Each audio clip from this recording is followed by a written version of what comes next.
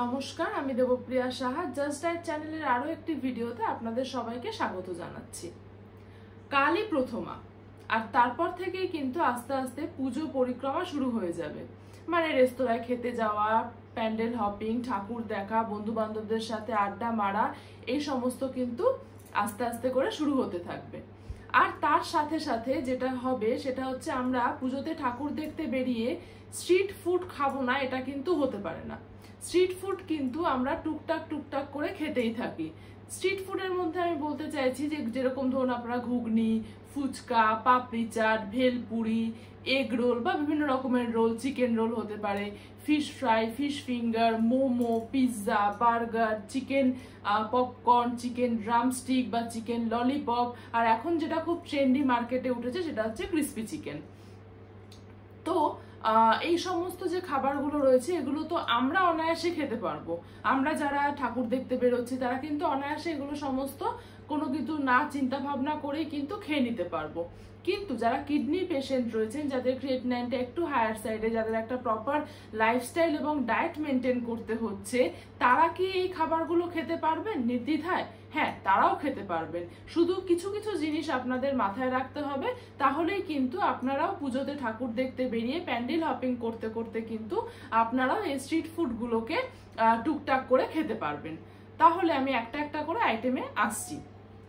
প্রথমে আমি বলছি যে যেটা আপনাদের সর্বপ্রথম মাথায় রাখতে হবে, মেনলি যারা কিনা স্টেজ 1, 2 আর 3A বা 3B এরকমের মধ্যে আছে, যারা অ্যাডভান্স স্টেজে রয়েছে 4 বা 5, তাদের কথায় আমি পরে আসছি।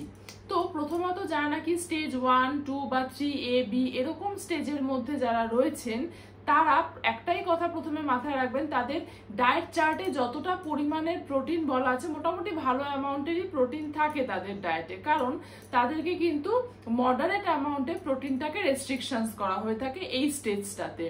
খুব ভেরি লো প্রোটিন ডায়েট কিন্তু তাদের খুব একটা দেওয়া হয় না। তাদের মোটামুটি লো টু মডারেটের মধ্যে তাদের প্রোটিনের সোর্সটাকে ক্যালকুলেট করে দিয়ে থাকা হয় মেনলি।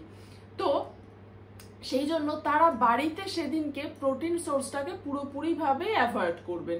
মানে যেটাই দেওয়া আছে, মাছ, মাংস, ছানা, পনির, দুধ, দই, ডিম, ইভেন ডালটাকেও কিন্তু বা সয়াবিনটাকেও কিন্তু সেই দিনের জন্য আপনারা অ্যাভয়েড করবেন, যেদিন আপনারা মনে করবেন যে আজকে আমি ঠাকুর দেখতে বেরিয়ে কিছু একটু স্ট্রিট ফুড, একটু মুখরোচক কিছু আমি খাবো। প্লেন বাড়িতে তারা সেদিনকে ভাত, রুটি, তরকারি, মুড়ি, চিড়ে বা আপনার ধরুন বিস্কিট আর ওটস, ডালিয়া, সুজি, এই সমস্ত আইটেমগুলোকে তারা বাড়িতে ব্রেকফাস্টে বা লাঞ্চের টাইমটাতে রাখবেন। এরপর যেটা কিনা আমি বললাম যে আমি একটা একটা করে আইটেমে আসছি, তাহলে কিন্তু তারা কি করতে পারবেন, ঘুগনিটা আপনারা টক জল ছাড়া ঘুগনিটাকে দিতে বলবেন।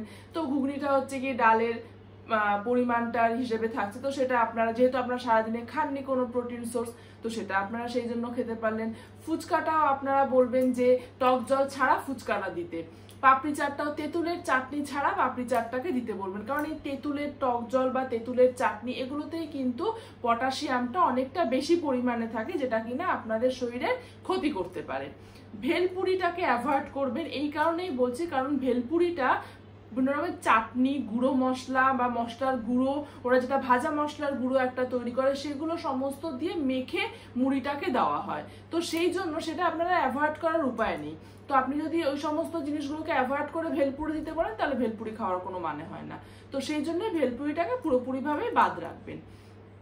রোলের মধ্যে আপনারা অবশ্যই এগ রোল বা চিকেন রোল, যেটা আপনাদের প্রেফারেবল মনে হবে সেটা আপনারা নিতে পারবেন। সসগুলোকে অ্যাভয়েড করতে বলবেন, সেখানে যে সল্ট, ব্ল্যাক পেপার, শসা, পেঁয়াজ এ সমস্ত দিয়ে কোনো রকমের সসটা দিতে বারণ করবেন।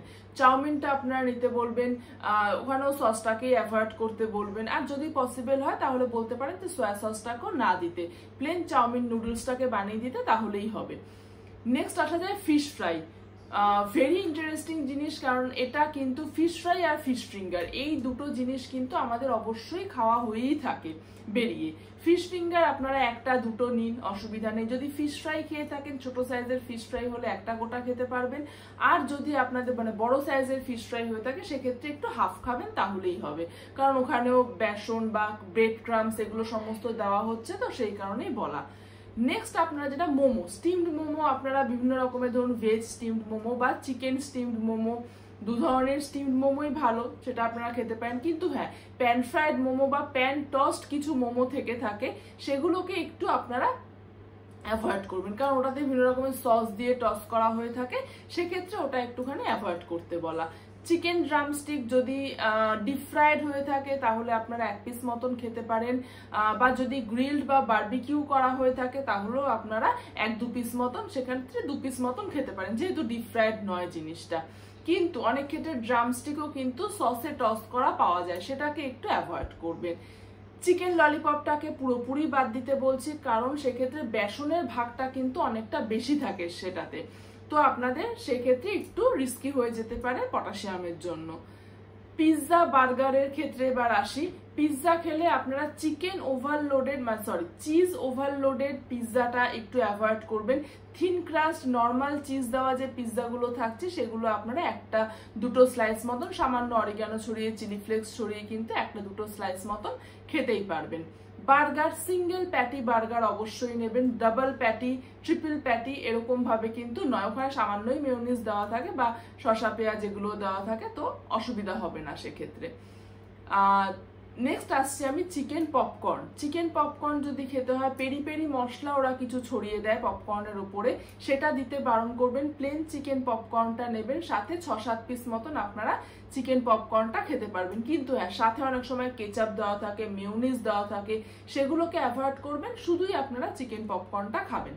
ক্রিস্পি চিকেনের মধ্যে যদি লেগ পিস থাকে বা চেস্টের পিস থাকে, সেক্ষেত্রে আপনারা একটাই পিস ক্রিস্পি চিকেনের নেবেন, কারণ এই ক্রিস্পি চিকেন বা ড্রামস্টিক এগুলো সমস্ত খুব ডিপ ফ্রাইড হয়ে থাকে, তো সেই জন্য, আর ওটা কত পুরনো তেল আমরা কেউ জানি না, তো সেই কারণেই আপনারা সেটা 1 পিস মতন খাওয়া যেতে পারে, অসুবিধা নেই সেক্ষেত্রে। আর হ্যাঁ, লাস্ট হচ্ছে কি চিকেন পকোড়া, ওটাকে একটু অ্যাভয়েড করবেন, কারণ ওটাও তো আপনার বেসনের ভাগটাও অনেকটাই বেশি দেওয়া থাকে সেক্ষেত্রে, তো সেইগুলোকে অ্যাভয়েড করুন। তাহলে আশা করছি আপনাদের অনেক রকমের খাবারের সোর্স আমি বলে দিতে পারলাম, যে ঠাকুর দেখতে বেরিয়ে স্ট্রিট ফুড আপনারা একজন কিডনি পেশেন্ট কি কি স্ট্রিট ফুড আপনারা খেতে পারবেন।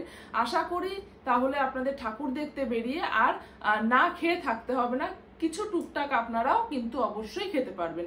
আরো যদি আপনাদের কোনো এরকম খাবারের নাম মনে হয় যে ম্যাডাম আমরা এটা খেতে পারবো কিনা, অবশ্যই আমাদের হোয়াটসঅ্যাপ গ্রুপটাতে জয়েন করুন, ডেসক্রিপশন বক্সে আমি লিঙ্কটা দিয়ে দিচ্ছি, সেখানে কোয়ারি করুন, আমি অবশ্যই সেখানে আনসার করে দেবো। আর হ্যাঁ, চ্যানেলটাকে কিন্তু সাবস্ক্রাইব করতে ভুলবেন না। আর যদি কারো ডায়েট কনসালটেশনের দরকার হয়, নিচের দেওয়া নাম্বারটাতে কিন্তু অবশ্যই যোগাযোগ করে নেবেন। নমস্কার, সুস্থ থাকুন, ভালো থাকুন, আর এনজয় ইয়োর পুজো।